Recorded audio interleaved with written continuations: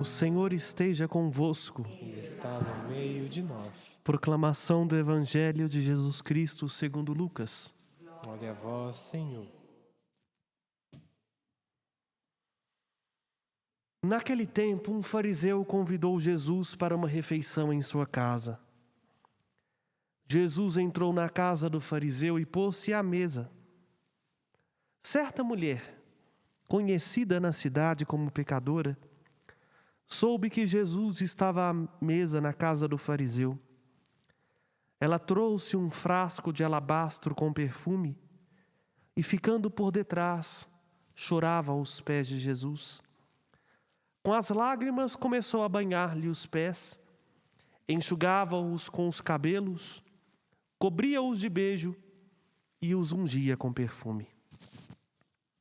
Vendo isso, o fariseu que o havia convidado ficou pensando: se este homem fosse um profeta, saberia que tipo de mulher está tocando nele, pois é uma pecadora. Jesus então disse ao fariseu: Simão, tenho uma coisa para te dizer. Simão respondeu: Fala, mestre. Certo credor tinha 2 devedores. Um lhe devia 500 moedas de prata, outro 50. Como não tivesse com que pagar, o homem perdoou os 2. Qual deles o amará mais? Simão respondeu: Acho que é aquele o qual perdoou mais. Jesus lhe disse: Tu julgastes corretamente? Então Jesus virou-se para a mulher e disse a Simão: Está vendo esta mulher? Quando entrei na tua casa, tu não me ofereceste água para lavar os pés. Ela, porém, banhou meus pés com lágrimas e enxugou-os com os cabelos. Tu não me destes o beijo da saudação. Ela, porém, desde que eu entrei, não parou de beijar os meus pés. Tu não derramastes o óleo na minha cabeça. Ela, porém, ungiu meus pés com perfume. Por esta razão eu te declaro: os muitos pecados que ela cometeu estão perdoados, porque ela mostrou muito amor. Aquele que se perdoa pouco, mostra pouco amor. E Jesus disse à mulher: Teus pecados estão perdoados. Então os convidados começaram a pensar: quem é este que até perdoa pecados? Mas Jesus disse à mulher: Tua fé te salvou, vai em paz. Palavra da salvação. Glória a vós, Senhor.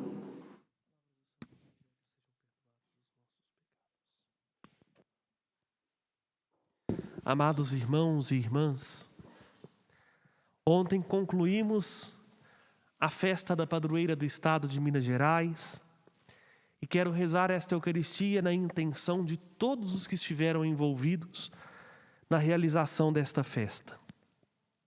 O cansaço toma conta sim do nosso corpo, mas a nossa alma rejubila-se no Senhor de alegria pelos frutos espirituais e de santidade que muitas pessoas puderam experimentar a partir deste novenário e da festa de Nossa Senhora da Piedade. Digo isso, primeiramente, para agradecer os que estão aqui, apesar do cansaço, nos ajudando nesta celebração. Os nossos voluntários, funcionários, músicos, trabalhadores do santuário, o pessoal da Z2, que não tiveram nem o tempo necessário para respirar e continuam servindo. A eles o nosso muito obrigado. E hoje, brilha diante dos nossos olhos 3 testemunhas. 2 delas santos da igreja. Uma terceira santa, mas não sabemos o nome. Cornélio e Cipriano, os santos que fazemos memória, mas esta mulher sem nome que está na casa do fariseu quando Jesus foi visitar. Vejamos o exemplo dos 3. Cornélio foi papa.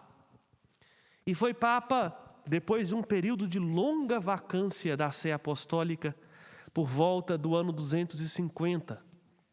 e governou a igreja num período difícil, período da perseguição do imperador Diocleciano, que ferrenhamente combateu os cristãos.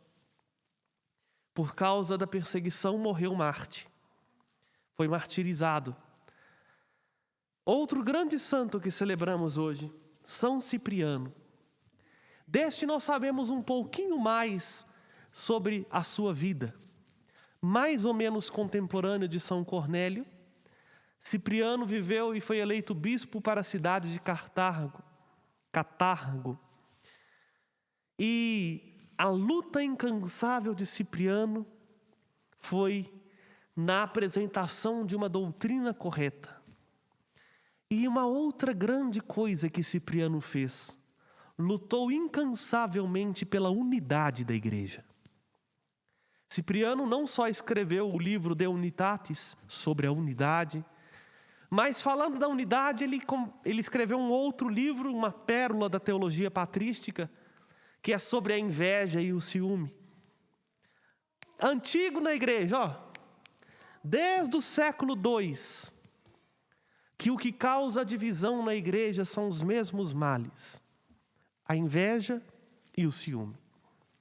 Combatendo os problemas internos, tinha que combater também as dificuldades externas, porque boa parte dos seus fiéis estavam sendo mortos a fio de espada pelo Império Romano. A mesma sorte Cipriano teve. Recebeu a coroa do martírio no final de sua vida, sendo degolado. Brilham para nós esses dois homens. Brilham para nós não somente pela graça do martírio, porque ser mártir é graça. Nós mal estamos dispostos a dar o nosso tempo para Deus, quanto mais a nossa vida, o nosso sangue. Eles tiveram a graça de derramarem o seu sangue como Cristo, para que, regado as sementes do Evangelho na igreja, pudesse ser, com o seu sangue, frutificado em boas obras. Mas brilham para nós porque a gente tem uma certa ideia de que seguir a nosso Senhor Jesus Cristo é ter uma vida ausente de problemas e dificuldades. Como se, a partir do momento em que nós assumíssemos funções que estão nos colocando intimamente ligados a Jesus, nós não teríamos que lidar mais com as dificuldades inerentes da nossa vida, ou seríamos transportados por um mundo diferente do mundo que nós vivemos. Cornélio viveu um pontificado, foi pastor da igreja enquanto papa e lutou ferrenhamente para que a igreja pudesse perseverar na unidade. Porque, meus irmãos, este é o grande sinal de que pertencemos a Cristo. Jesus diz na última ceia: peço ao Pai que vocês sejam um, como eu e o Pai somos um. Testemunhando a unidade, nós testemunhamos o mistério da Trindade. E a unidade não significa pensar da mesma maneira, fazer as coisas do mesmo jeito, mas é estar em um só coração. Respeitar as diferenças e, ao mesmo tempo, lidar com a particularidade de cada um, na certeza de que o que nos congrega, de que o que nos reúne é muito maior do que aquilo que nos separa e nos divide.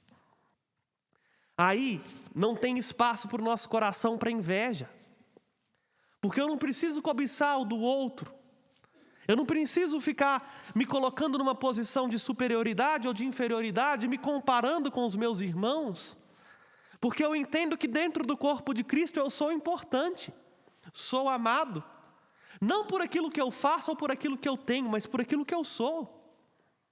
Aí, vivendo o dom da unidade, cessa dentro de nós os ciúmes, porque a gente passa a perceber o que o outro fez bem feito, e o que eu faço eu preciso fazer bem feito, não para ganhar elogios, não para ser aplaudidos, mas pela consciência de uma palavra dura que Jesus conta numa parábola, de que somos servos inúteis, só fizemos o que precisava ser feito. Servos inúteis significa não é que nós não temos valor, não é que nós somos substituíveis a qualquer momento. E aí a pandemia tem nos mostrado isso com tanta facilidade. Tem hora que a gente perde tanta vida apegados a cargos, a funções, a empregos, a status sociais, que rapidamente basta uma gripezinha para a gente ter que abrir mão daquilo que a gente faz, para a gente ter que ceder o nosso lugar para outra pessoa fazer, porque o que conta não é o que nós fazemos, é o modo como nós aprendemos a amar a Deus naquilo que fazemos. E aí brilha para nós a terceira figura de hoje, que é esta mulher sem nome. Esta mulher, Jesus já fez um elogio a ela. Ela era conhecida publicamente como pecadora. E vejam o que um coração apegado em si mesmo pode fazer. O fariseu estava na presença de Jesus. Ele teve uma graça singular que poucos tiveram. Jesus entrou na casa dele. Jesus foi cear com ele. Mas aquele homem foi incapaz de acolher Jesus na plenitude do coração. Porque enquanto ele estava com Jesus, ele estava preocupado com o que os outros ao seu redor estavam fazendo. Tipicamente uma postura mesquinha que ainda perdura dentro da nossa igreja. Gente que vem para a igreja para fiscalizar o que o outro está falando, o que o outro está fazendo, como é que está vestido, onde é que está sentado. E mais, não teve a coragem de fazer verbalmente, talvez por falta de oportunidade, mas fez no coração, julgou, não a mulher, mas julgou a Deus. Julgou-se superior do que Deus. Ele se pôs num lugar maior do que Deus, quando ele olhou para Jesus e disse assim, se esse homem realmente fosse profeta, ele sabia a gentalha que estava aí no pé dele, não chegava perto. Quantas vezes vai nos lembrar o Papa Francisco, nos comportamos como alfândegas de Deus. Nos colocamos na porta e falamos assim, esse pode chegar perto de Jesus, aquele não. Esse tem direito a ser santo, aquele outro não. Não é porque nós conseguimos dar passos na nossa vida espiritual, não é porque nós já rompemos com certas situações de vícios e pecados, que temos um direito maior, uma qualidade, um status quo melhor do que outras pessoas que ainda não conseguiram. E aí Jesus conta uma parábola que nós precisamos trazê-la para o cotidiano da nossa vida. Que nós padres precisamos, porque não se espantem, meus irmãos, nós padres também vivemos uma ciumada dos infernos. Verdade? O padre foi para a paróquia tal, agora fulano é mais amigo do padre tal do que de mim. Triste. Triste porque entre nós não deveríamos ser assim, mas preferimos dar corda para os nossos instintos humanos. E aí Jesus conta uma parábola. Um patrão que tinha 2 empregados. Um devia para o patrão, vamos atualizar a parábola para o nosso contexto, 5.000 reais. O outro devia ao patrão 200 reais. O patrão viu que nenhum dos dois tinha condição de pagar a dívida, perdoou os 2. E aí Jesus faz uma pergunta que a gente precisa entender. Qual dos 2 vai amar mais o patrão? O que foi perdoado de 200 reais ou o que foi perdoado de 5.000 reais? A resposta é evidente. O que foi perdoado de 5.000 reais. E aí Jesus, me desculpe a franqueza, dá um tapa de luva na cara do fariseu e diz, pois é. Sua dívidazinha, o seu pecado, talvez era só de 200 reais, mas a que tinha uma dívida grande, desde que eu cheguei, demonstrou maior amor por mim. E aí Jesus conclui, aquele que se perdoa pouco, mostra pouco amor. A consciência dos nossos pecados, meus irmãos e irmãs, a consciência de que somos ciumentos, invejosos e etc. e tal, não deve nos fazer conformar no nosso erro, na nossa baixeza, mas ela deve nos ensinar a amar mais aquele que, mesmo nós não merecendo o seu amor, não nos deixa de se ofertar a nós. É isso que a pecadora hoje nos ensina. O segredo não está em beijar os pés de Jesus, não está também em fazer grandes coisas. O segredo está em aprender a amar aquele que nos ama, não porque merecemos amor, mas porque o seu amor por nós é gratuito, de sempre e para sempre. Esta é a diferença. Se a gente conseguir amar Jesus, nós vamos cessar dentro de nós essas querelas que causam divisão ainda dentro da igreja. Se nós conseguirmos amar Jesus, nós vamos nos alegrar por saber, Jesus está chegando aonde às vezes eu não tinha coragem de ir. Nos lugares que às vezes nem seriam dignos de falar-se de cristãos. Jesus está abraçando aqueles que precisam de abraço. Talvez nós assumiríamos mais para valer a nossa missão de ser cristãos de verdade e não só de nome. Isso a gente consegue se fizermos a experiência do amor. A experiência de alguém que se reconhece necessitado de Deus e por isso está totalmente a seu serviço, a seus pés. Não para ganhar elogios, não para ganhar prêmios, mas simplesmente para estar na presença e ser amado e sentir o amor de Deus, capaz de nos transformar de dentro para fora e capaz de transformar o mundo. São Cornélio e São Cipriano poderiam ter chutado o pau da barraca e falado assim: eu não vou lutar para que esta igreja seja uma só. Eu não vou lutar para anunciar Jesus. Para quê? Além de eu ser perseguido, eu vou perder a vida.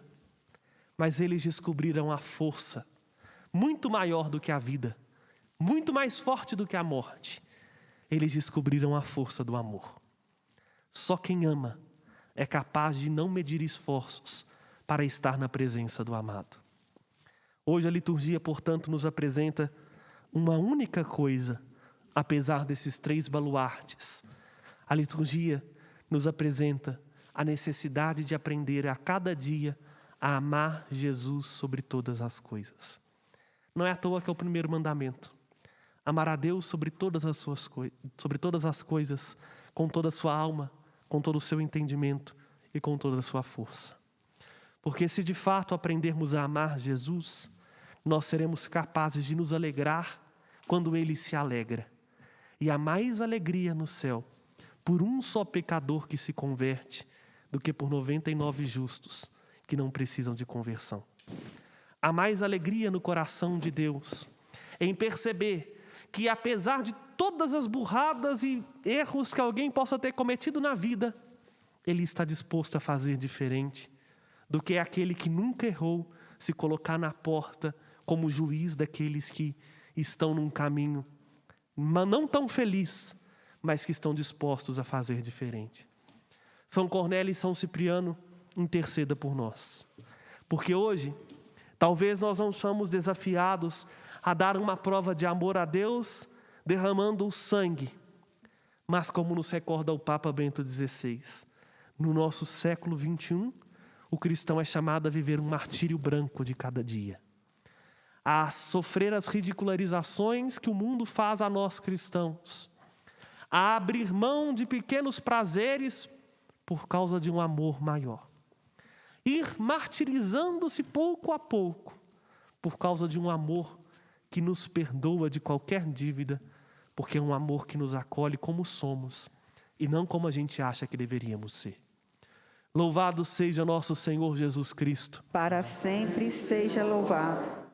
Fiquemos de pé e elevemos ao Senhor nosso Deus os nossos pedidos e nossas súplicas. A cada prece responderemos